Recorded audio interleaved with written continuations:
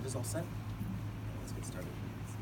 Hope we're doing well, Ben. I'd like to jump right into some questions. Sure. So your first disadvantage was talking about the threat to national security, and you brought up a lot of evidence-related points under that. Yes. So I'd like to take a look at all of those. So you first talked about how there is withheld evidence that can sometimes take place in federal courts, and that can be a threat. Do you need a piece of evidence under that? Yes, I did. Could I have a copy of that evidence, please? Yes. All three regarding that. Awesome, thank you.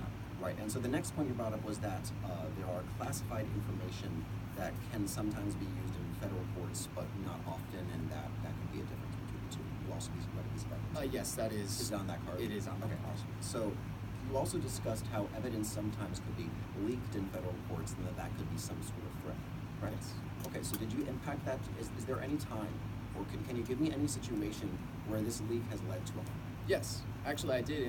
In that piece of evidence, it actually stated that the terrorists used these cell phones and the information gathered by that to avoid the issue of using that as evidence. So they stopped using those cell phones and stopped using cell phones as a result of that. I just wanted to clarify that one. So moving on to your second disadvantage was that of injustice, and so you discussed how, in fact, federal courts sometimes let people fall through the cracks and that it's not perfect. That's what your contention is, right? I don't believe it's always perfect in any court situation, but I believe I brought up a specific instance of how one of the guys who was involved in a serious bombing was acquitted of 200 murder trials due to the lack of evidence that could be provided securely. So was this guy Galani, was he tried in like a military commission and that happened successfully? I don't know the background of that instance necessarily. I just know that the piece of evidence stated he was acquitted of 200 murder trials. All right, so going back to your general principle, you would agree you have to provide a compelling and concrete advantage to military commissions if you want to prove that they should remain an option, right?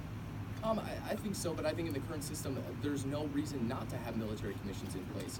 Federal courts are already being used for a majority of the terrorist cases, but in those 8 instances that we see, clearly military commissions were seen to be more effective, and therefore people were put on trial for those. So logically then, if we as the affirmative team can prove that federal courts are better in all instances, or if either equal to or better in all instances, then federal courts should be the option, right?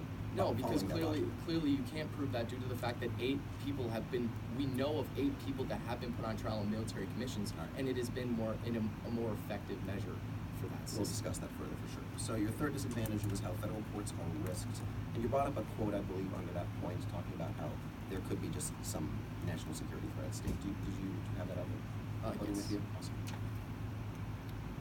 Great. So again, we can agree that like the main interest that as the affirmative team we're working towards is justice. So we're primarily talking about justice in context to the United States interest. Yes, and justice is upheld in the current system, is the connection.